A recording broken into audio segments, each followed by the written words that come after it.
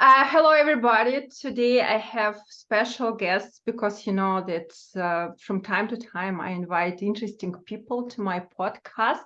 Today I have Natalia. Natalia is a love coach. She's dating and relationship expert, and she provides women all over the globe with the mindset and skills to find and keep true love, and she will bring to our community invitation to love. I know that some of my spectators are men, but I think for you guys, it's also very important to know what do we dating coaches teach women, because we will date these women and know what's going on in their heads. Okay, Natalia, can you tell me about yourself, about your way, about your journey? How did you come to this profession? Thank you so much for having me. My pleasure to be here. I'm excited. And my background is in psychology. I was trained to be a psychotherapist in my late teens and early 20s. So I was always in love with that, with the human mind and what makes us tick, what makes us do some things and not others, and all that. So, and then when I was in my late 20s, I moved to the States and I discovered the world of coaching. And it was love at first sight. I just couldn't go back. I fell in love with the fast results, with the positivity of everything. And so I became a coach. Now, what happened at the same time was that there was a double bind in my life.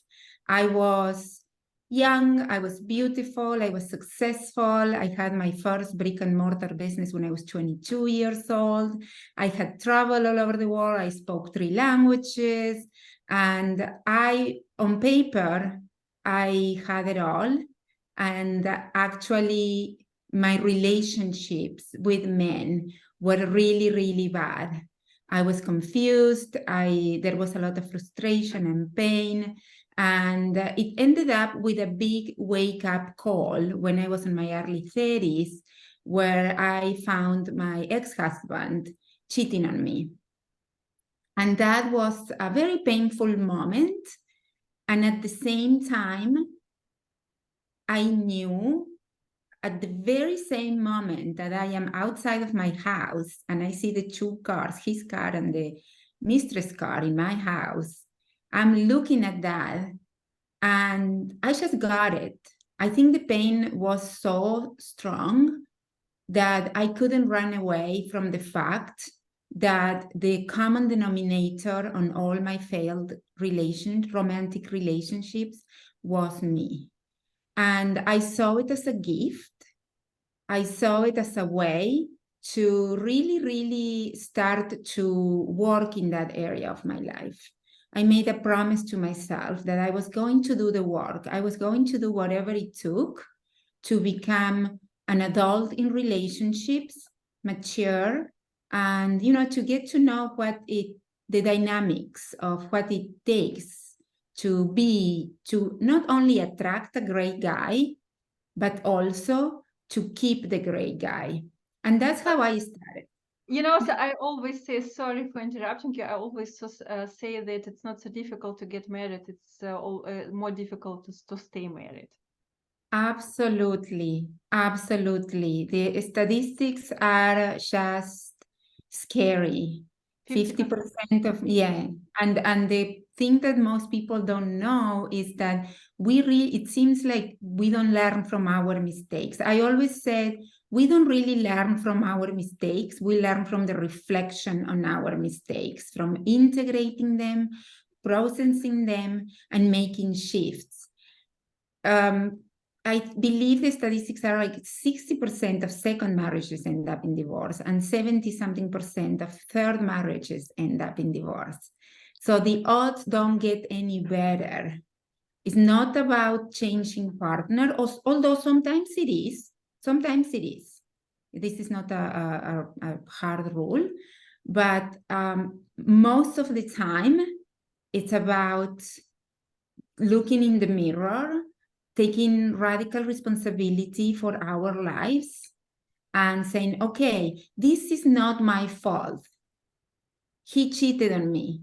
The fact that he cheated on me, it wasn't my fault. Using myself as an example. Not every single man, let's say he was unhappy in the relationship. Not every single man across the globe, if it's unhappy in a relationship, will end up cheating. Some of them may end up asking for a divorce, whatever. So the fact that he did that, it wasn't my fault, but it was my responsibility to do something about it if I wanted different results in the future. And there is a big difference between that mindset was what empowered me, different than the mindset I had in my teens and 20s, which was more of a victim mindset, more of a being sad, being tired, being confused. That kind of energy kept me stuck in repeating the same cycle. It wasn't until I took ownership and I empowered myself and I started to take action from that empowered self and I started to ask better questions that things changed. And I can say now that I have been with my now husband for 14 years. I found true love. I did all the work. And so I know what it takes. I know what it is to be down in the weeds, crying, so many walks on the beach crying, to be where I am today, where I am happily married with an extraordinary man. And things are not perfect. I always said the heroic quest is to fall perfectly in love with an imperfect man. But who is perfect? Right. Nobody's perfect. Nobody's perfect. And once we accept our own imperfections and we love them and we really, really said, okay, we put ourselves in our hand and say, Natalia, you are not perfect. You have flaws. You're flawed. And I love you no matter what. And I know you are going to become the woman that you are meant to become. It's not coming, oh, I am not perfect. I love myself and I'm going to keep yelling and throwing tantrums and, whatever. It's not accepting it. It's accepting it, but from a space of, I know inside of you, in the whole realm of your being, there is also the seed for shifting and transforming. Yeah. What do you think? What is the secret of, let's say, not perfect? What is the secret of successful relationship? Well, I mean, there is no secret. I don't think there is a secret. I believe, as I said, it's a heroic journey. So it takes a few things. Number one, I believe it's really important to do the work on ourselves and make sure that we as women are in a good space, that our mindset is in a good place, and that we are that the terrain where we are, the ground is fertile, so love can blossom. Now, once that is in place, and it doesn't have to be that we have to be completely healed or anything like that, because I truly believe that the right relationship will allow us to keep healing. But at least, being in the right mindset, being curious, and, having this mindset of, okay, I am not perfect and I love myself anyway, and I'm going to find a man that is not perfect, but is worth the pain. It's worth to do the work. The second thing that I see a lot of women struggle with is they don't really have the tools and the skills, and these are skills and tools that are learned. It's not something that we as women come with. they don't come in our DNA unless we had good role models growing up or at any stage of our evolution. We really don't know how to seize up the relationship potential of a man. Yes, agree. So I had a conversation with one of my colleagues yesterday because we have a lot of contacts, and men complain about women because women in many cases they search for some, I don't know, for some fun and excitement, and they don't notice this normal, let's say boring, stable, serious man because it's normal. And women just tend to choose these bad boys who cheat them, who don't pay any attention, who ghost them, even it doesn't make them happy. And the really interesting thing that about some women, or quite many women, I would say searching for dirtier, not being in clean, clear, serious, absolutely normal relationship where everybody understands what is going on, but searching, for something like crying, being unhappy.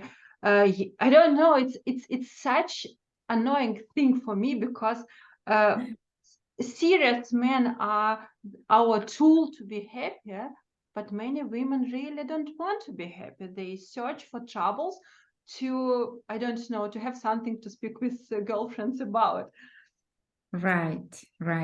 Yes. So what I have seen, what I have learned over time is piggybacking on what you're saying, is that some women are attracted to what we call the dark triad.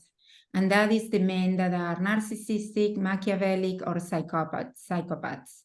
And the thing with those women that are attracted to those men is that they are not attracted to the Machiavellic, narcissistic, and psychopathic personality traits. What they are attracted to is to the first interactions with the guys when they are very charming. When they have those dark sides, they are very charming. They know how to talk to women. They have a lot of experience. They know what to say. They know what to do. They know how to give gifts. They know how to have sex. They know everything. So I want to say this because I don't want women to think that they are stupid or that there is something wrong with them. So there is that. And it's very, very important that a woman that keeps falling in love with this kind of men, that she learns how to vet a man, that she learns how to kind of interview a man in a way that doesn't feel like it's an interview. That's very important because men can sniff that and it's a big turn off for them. So, and that is very easy to learn. And it's a skill that I had to learn and that I teach. Now, there is another thing that could be happening, and it's that we learn how to love in our early childhood from our primary caregivers. They gave us the love maps. They give us maps of how to love.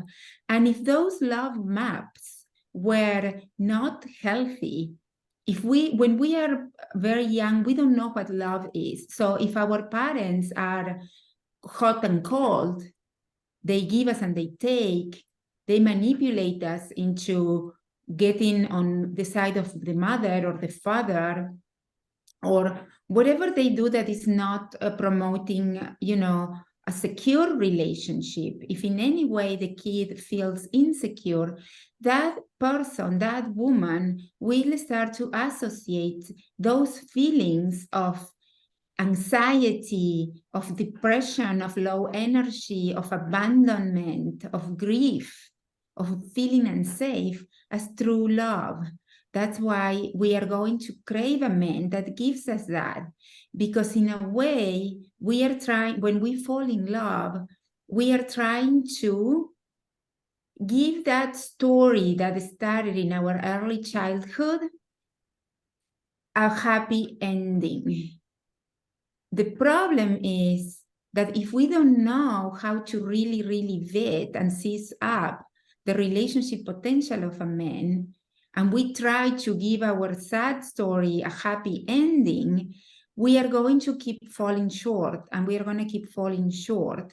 So ladies, if you are in that cycle where you are dating men or getting into relationships where you are always, they always end up in pain and frustration and anxiety and grief, just stop, take a moment and pause and notice. Notice what are the patterns. Notice if you're falling into this vicious cycle where you are trying to give your story a happy ending, and make sure that you are trying to do it. You are trying to accomplish that. You're trying to build your castle with a man that is a team player, with a man that is conscious and aware, with a man that is a little bit interested, or a lot is better, but if it's even a little bit interested and curious about the dynamics between men and women, with a man that has a purpose for his life. It doesn't have to be, you know, save the whales, although that is great, but it has to be, could be a small purpose, like, I don't know, helping a local charity, or if he's at work, he's not all about money, he's mentoring a younger coworker. Just make sure that he is about something more than himself.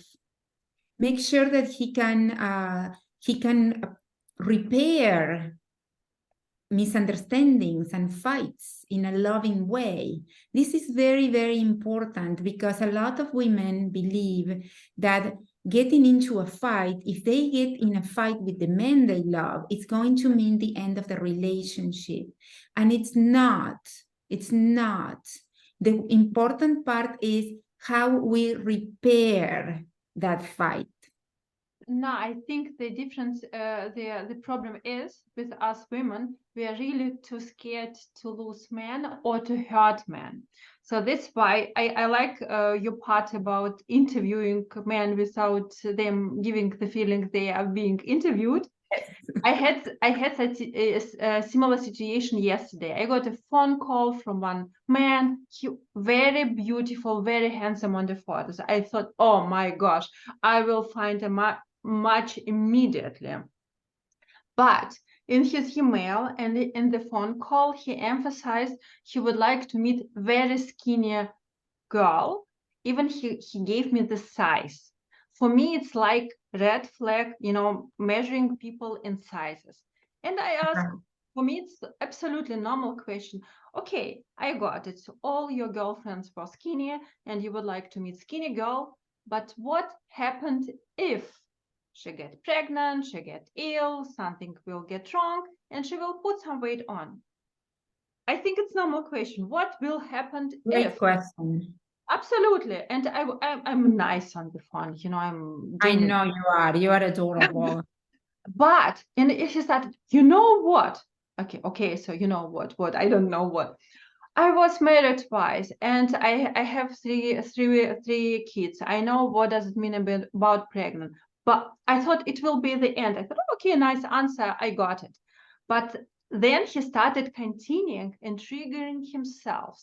Something like, do you think I am asshole who will leave a woman if she gets pregnant? I know what is, and he was like, boom, boom, boom, boom, boom. I said, stop. But he didn't stop. He continued and continued. Something like, it's no way to ask such questions on the phone. It's not polite. You don't know me and you judge me. I said, you know, stop. I don't judge you at all. I just ask the hypothetical question, what will happen if? I didn't want to offend you, and this is absolutely normal question because it's potential future.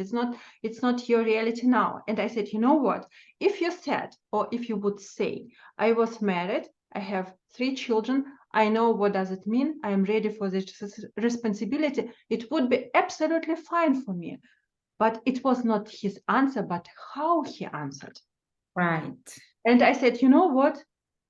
It means for me, it's not red flag, it's the reddest flag, because it means every time you don't like something about me, about girls, about communication, you will be angry.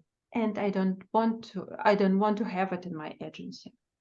But the Right. situation is women will think about it. Why does he want only skinny women?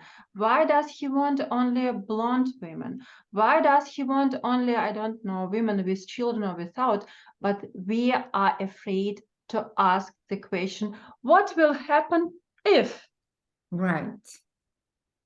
Right. And there is no, if the question is asked in the right way, sometimes, again, it's a learned skill. It's a learned skill how to ask questions in a feminine way, in a loving and kind way. And the most important thing is to ask the question with a very high intention of being curious and open, and the energy behind is 99%.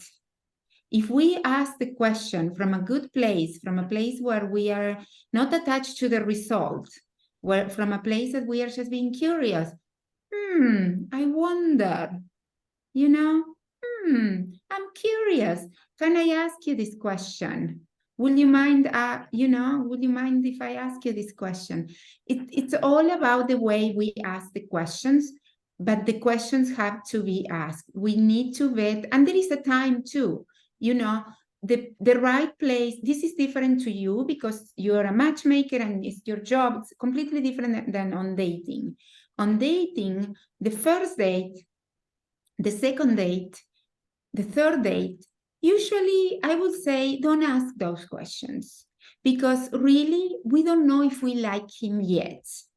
So the attention on the first couple of dates should be on, how do I feel when I am with him? Do I like him? Can I sense that we have some things in common? Am I curious about who this human being is? Do I like his energy? That's it. The beginning is all about, seeing if we like him and being open and curious and just being there. Once the things progress and we want to be exclusive with a guy, that's when we start to ask different questions. That's when the questions get more. But if at the beginning we bring our agenda to the table and we are like, too focused on, is he going to be a good father? Is he going to, does he like traveling? For me, it's so important that if we are too focused on our agenda, we are going to miss out on learning who he is. And the most important thing in the very first stage of the relationship is to get to know him. And I know it sounds so trivial and so stupid because it's like, of course, it's to know him. No, really know him. What I recommend to women, because there are in our heads there are thousands of questions. We always have a lot of questions to men, and sometimes they don't know how to ask. Like you said, wait until you know him better, and then you can start with deeper questions. But I recommend just tell it like, oh, I read on Facebook such situation.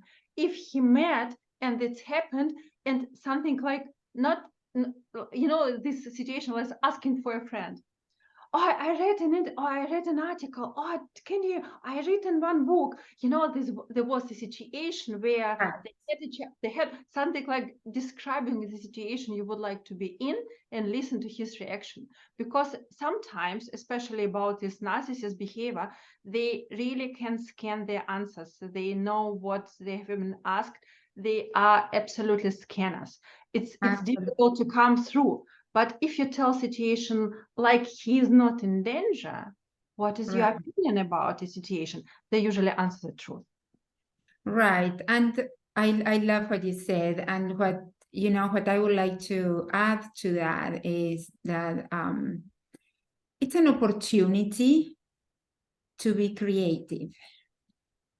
It's an opportunity to be creative and to tap into our creativity and say, I wonder how can I bring up that conversation in a way that is playful, that is light, that I still present myself as the goddess that I am, rather than a needy, demanding, insecure person. So that's all that it is. It's an opportunity for us to get creative. I agree. Absolutely. It's really creativity. And what I tell to my female clients, all these skills they learn through dating, they can use in their family life. Because family life, it's not wedding and that's all. Family life, it's dating for all your life. Right. Means staying with the same person and find out new situation and new skills and new, I don't know, new colors of this relationship with the same person. It's more important than to go to dates with different men. It's learning. Yes, it's a learning curve. And we can only be creative if we are present in the moment. Yeah. And if we have this sincere curiosity.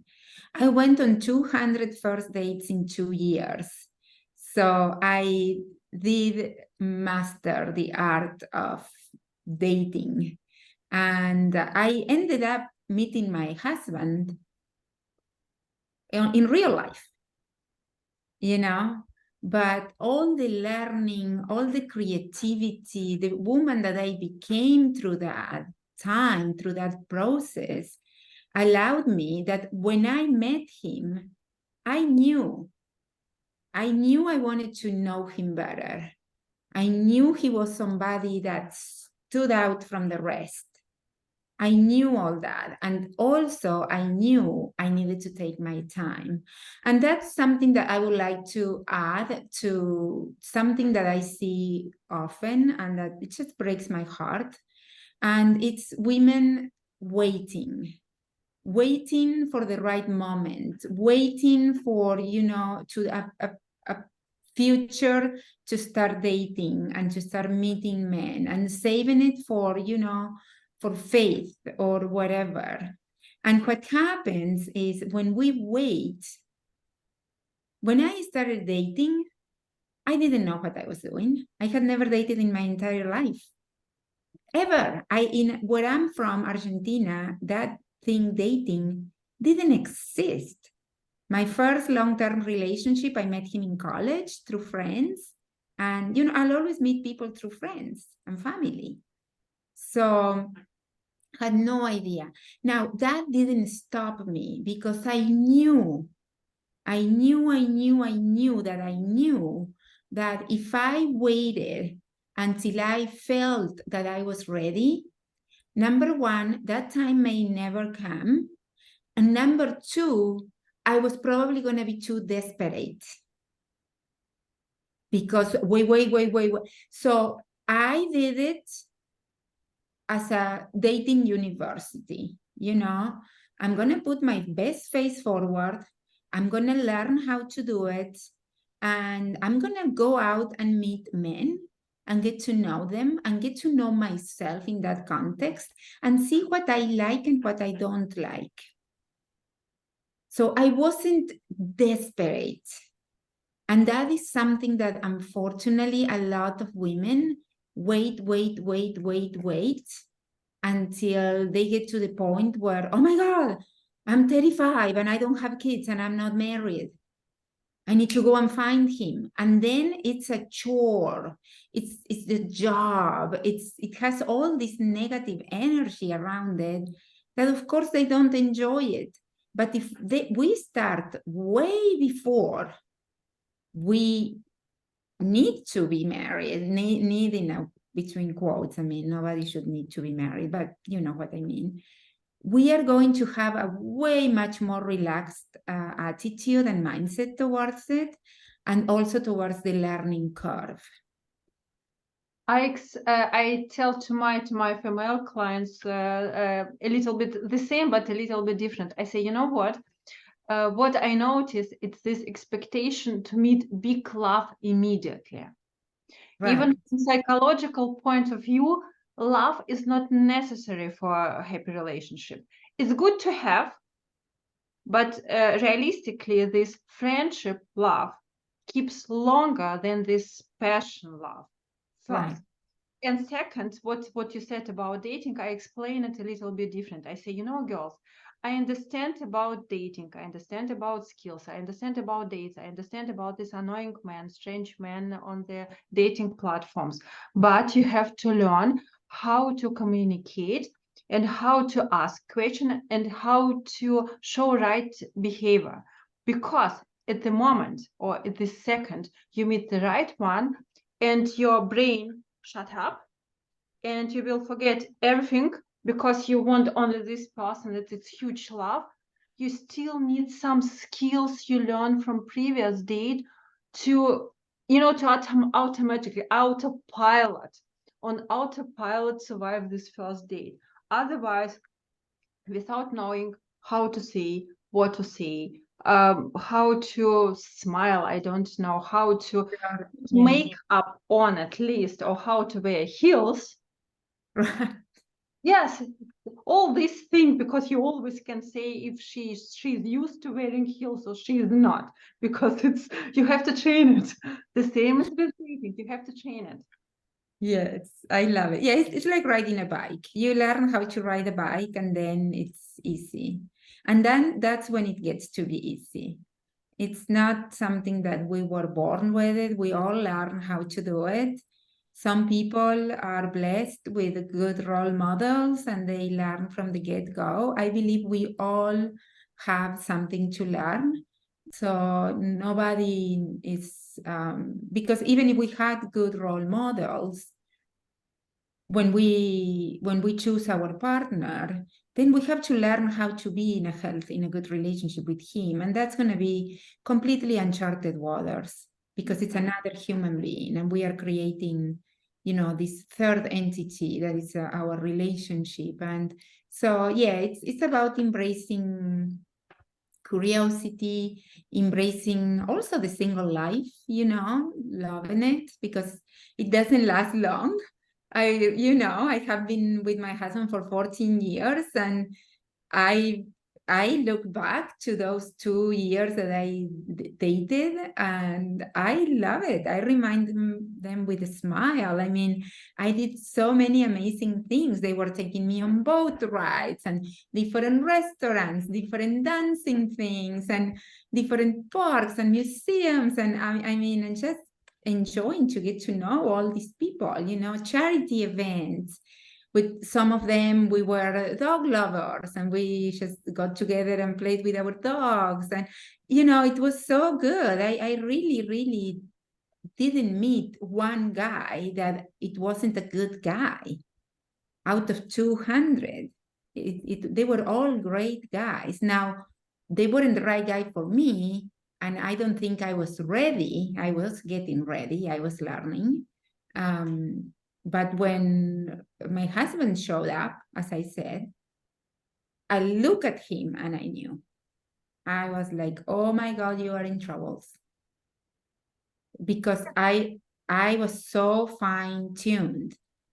So yes, so it's a matter of having I think mindset it's a lot. Mindset is the first step, and then learning the skills and the abilities. Because when we are in that space where our mindset is not right, and we really are in this mindset of, like, oh, dating is hard, all the men suck, men are cheaters, liars, or abusers, or whatever.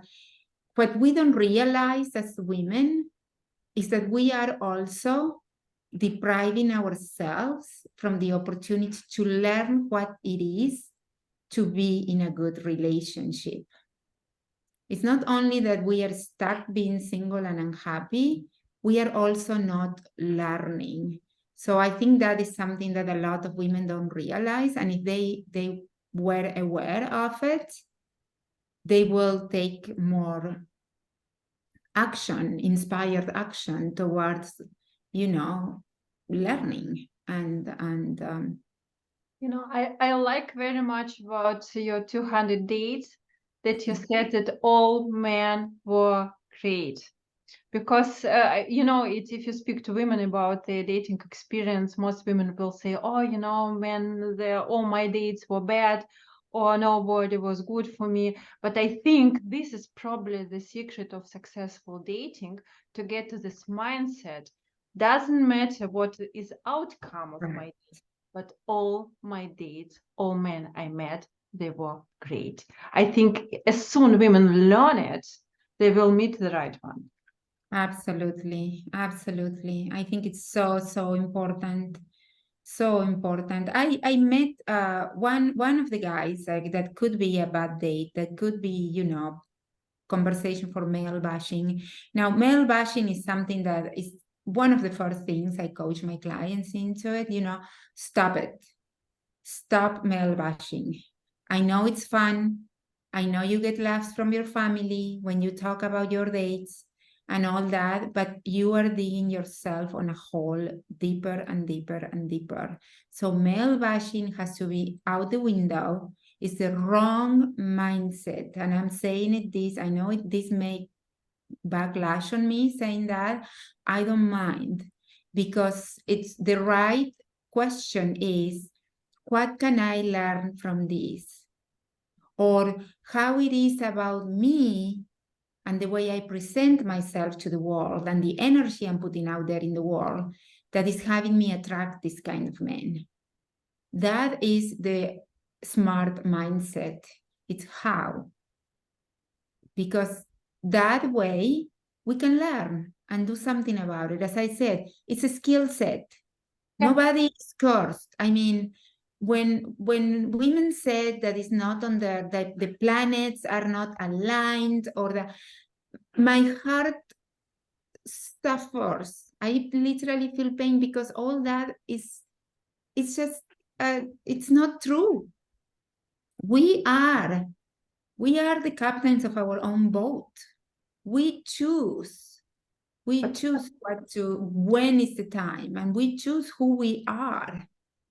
And but I think sometimes this men are bad, nobody is good for me, and doesn't make any sense to continue dating.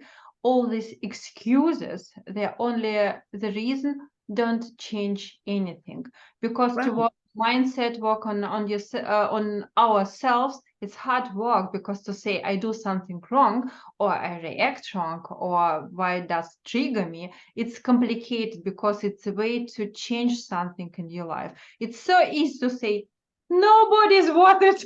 Nobody's good for me. I'm fine. I'm the best princess in the world. Have you ever heard of that story about the fox and the grapes? Yeah, of course. That is, green. for the ladies or the men that are listening to this, I don't know the story and I'm going to butcher it, but it's about this fox that is walking on a vineyard and sees these yummy, delicious grapes up there. And he's like, oh, I'm going to grab those grapes. They look so yummy. I crave them right now. So, but he was too short. So what he starts doing is he starts jumping and jumping and jumping, and he can't get to them. So eventually, after jumping and jumping and jumping, instead of grabbing a rock and putting a rock and stepping on top of the rock, or waiting for somebody to come and help him and lift him up, instead of all the creative things he could have done to get the grapes, what he said is, they were green anywhere, they were not ripe. And we do that, we keep doing the same thing, the classic definition of insanity. We keep doing the same thing over and over and over, trying to get a different result. It doesn't work. It doesn't work. We try 2-3 times, and then we change strategy.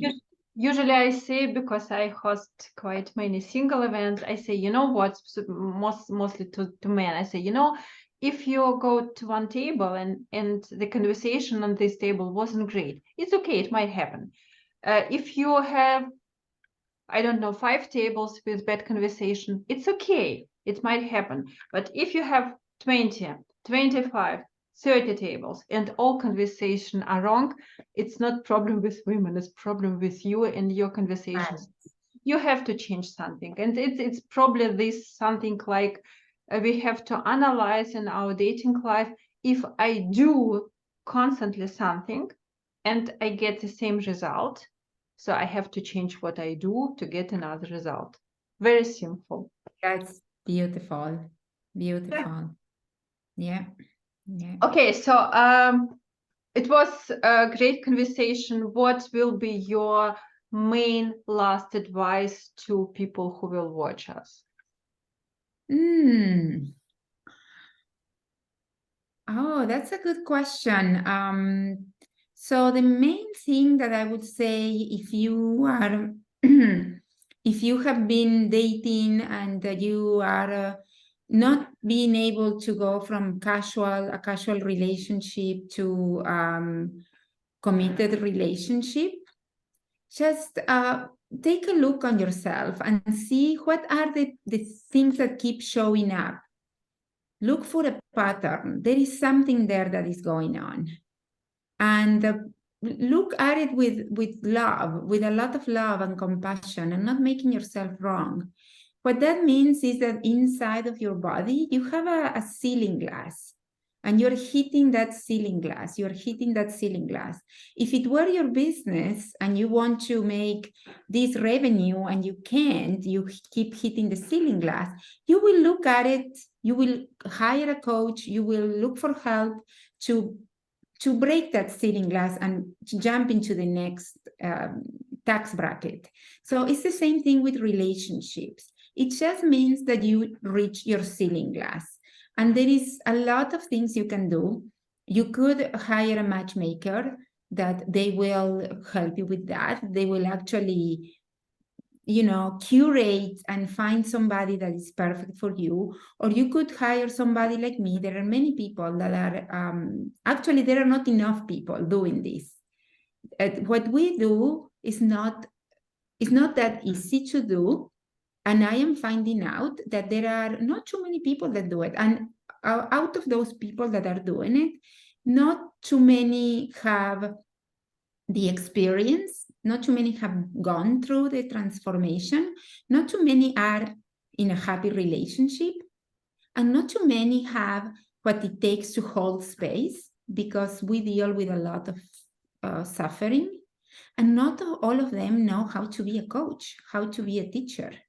So do your research and look for the patterns and start taking baby steps towards shifting those patterns.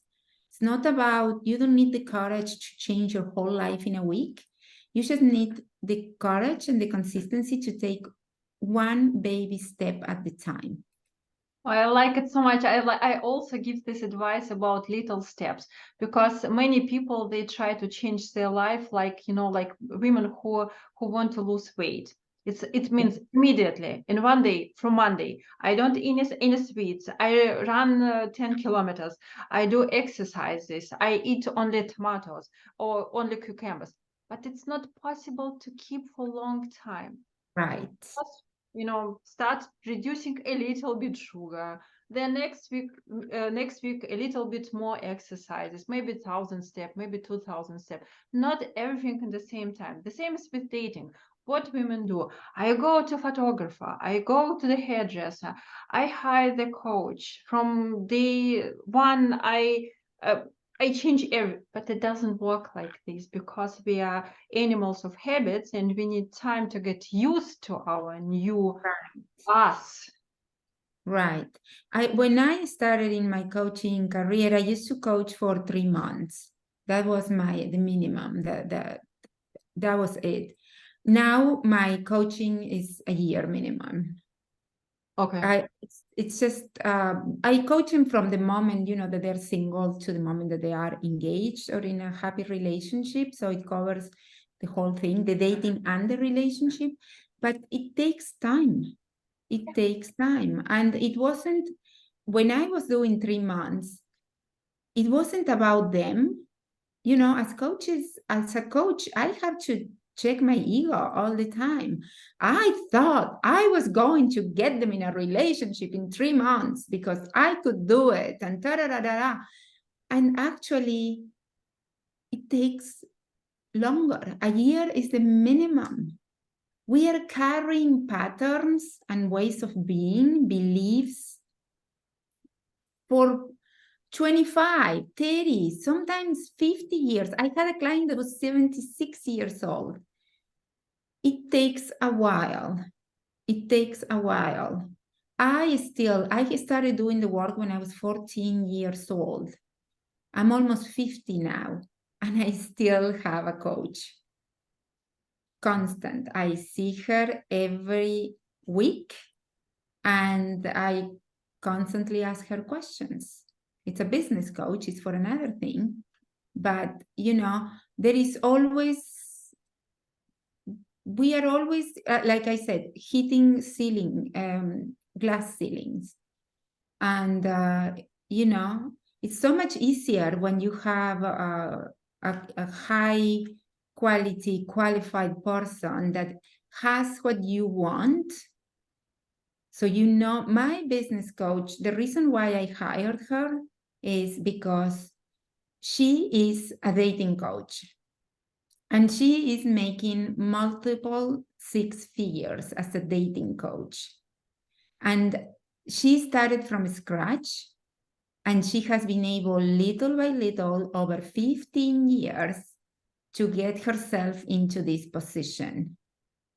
So I hired before other business coaches that their only credentials were that they were helping other coaches to make money. And that is not enough of a credential. And it's the same thing with a dating coach, a relationship coach. And I know this is a source of big debate because there are a lot of dating coaches and relationship coaches that are not in relationships. And I wouldn't hire a coach that doesn't have what I want and that hasn't been through the process of not being there and being there through at least 10 years. So that's... Agree, because if you cannot use your own knowledge, how can you teach people? You can't. You can't. Okay, Natalia, thank you so much. It was really interesting conversation. I hope we will get a lot of comments, a lot of questions for our next interview. Then we can go deeper in some details. Thank you so much. Of course, I wish you not only 15 years longer in your relationship, but, till the end of somebody's life. Right. Thank you. Thank you so much. I wish, because I think 14 years, it's really a huge amount of time. And of course, you learned how to keep this relationship and how to develop it. Right. Thank you so much. It has been my pleasure. You are adorable. And thank you to all the listeners. Thank you very much. Thank you. Bye.